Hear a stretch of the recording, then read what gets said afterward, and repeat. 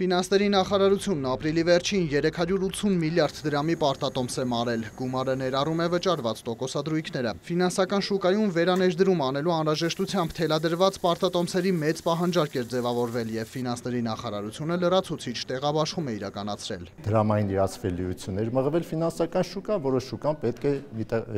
ի վերջո ներդներ։ Վերաներդրման նաև խնդիր են դուծում ֆինանսական շուկայի մասնակիցները։ Ընդ որում դա ոչ թե մեկ պարտատոմսի տեղաբաշխում էր, այլ եկամտաբերության կորի գրեթե ամբողջ երկայնքով 2-ից մինչև 10 տարանոց ժամկետայնության 5 տարբեր տեղաբաշխումներ են տեղի ունեցել ընդհանուր 100 միլիարդ դրամ ծավալով։ Ցածր ռիսկայնությամբ պայմանավորված պետական պարտատոմսերի հանդեպ հետաքրքրությունը մեծ է։ Ուստի չնայած տեղաբաշխվում էր 100 միլիարդ դրամի պարտատոմս, ձևավորված պահանջարկը շուրջ 220 միլիարդ դրամի էր։ Հաջորդ օրը իրականացրեցինք լրացուցիչ տեղաբաշխման աճուրդ նույն պարտատոմսերի, որը մեզ թույլ է տալիս տեղաբաշխման աճուրդի մինչև 20%-ի չափով ևս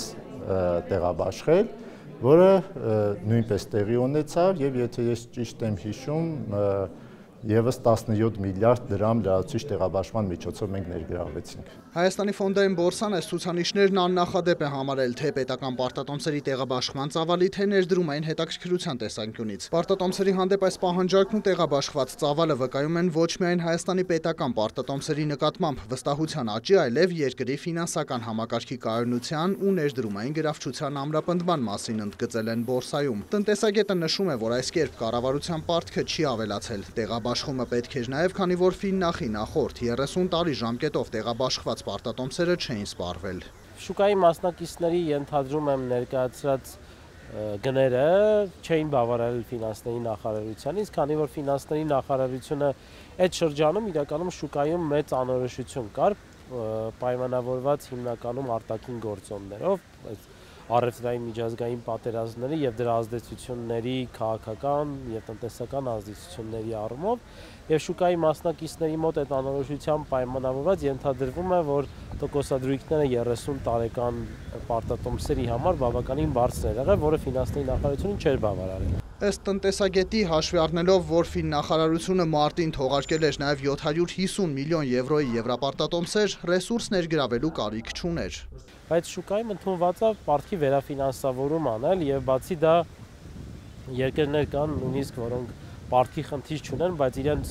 պարտավորությունների շուկայի, ասենց ասած, կայունության տեսանկյունից միշտ տեղաբաշխումներ են անում եւ սա նորմալ է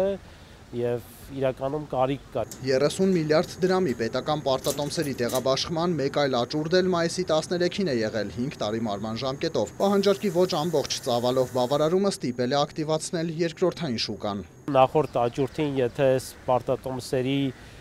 կտրման եկամտաբերությունը 9.8% էր, միջինը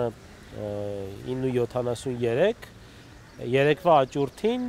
կտրման եկամտաբերությունը արդեն նախորդ աճուրդի միջինի շուրջ էր եւ շուկայի մասնակիցները կարելի ասել, որ միջինը 9.6-ի շրջանակներում էր, այսինքն եկամտաբերությունը էականորեն 0.1-ով նվազեց այստեղ եւ կտրման եւ միջին շուկայական եկամտաբերությունը, որը դրական է նաեւ շուկայի առումով, որը ցույց է տալիս նաեւ շուկայի մասնակիցների սպասումները։ Պետական պարտատոմսերի ձեռքբերման ընդհանուր հաշվեկշռում մեծ է բանկերի բաժինը, նշում է ֆինանսների նախարարության պաշտոնյան, բայց վերջին շրջանում ակտիվություն են ցուցաբերում նաև շուկայի այլ խաղացողներ։ Գնալով ավելանում են ոչ բանկային հատվածի ներդրողների ձեռքբերումները, նրանց պորտֆելներն ավելանում են, դրանք կենսաթոշակային ֆոնդերն են, ապահովագրական ընկերությունները, ինչու չէ նաև ֆիզիկական անձինք եւ ինվեստիցիոն ընկերությունները նաև։ Վերջին տվյալներով բանկային համակարգը պահում է մեր պետական գանձապետական պարտատոմսերի 65%-ը, որը նվազել է, եթե ավելի հետ նայենք ավելի քան 4-5 տարի, 85-90% էր այդ ժամանակ բանկային համակարգի պորտֆելների կշիռը ընդհանուր պարտատոմսերի ծավալում։ Կապիտալի շուկայում ակտիվություն են նկատում նաև փորձագետները, չնայած որ կորպորատիվ պարտատոմսերի շուկան ավելի փոքր է, քան պետականինը, ամեն դեպքում տեղաբաշխված պարտատոմսերը շատ արագ սպառվում են, ընդ որում ոչ միայն դրամային է։ Ըստ փորձագետի, սա նշանակում է, որ մեր երկրում արդեն այս գործընթացը ձևավորվել է որպես մշակույթ։ Մուշեղ Իսախանյան, Դավիթ Մաչկալյան, Ռոմիկ Խաչատրյան, լուրեր։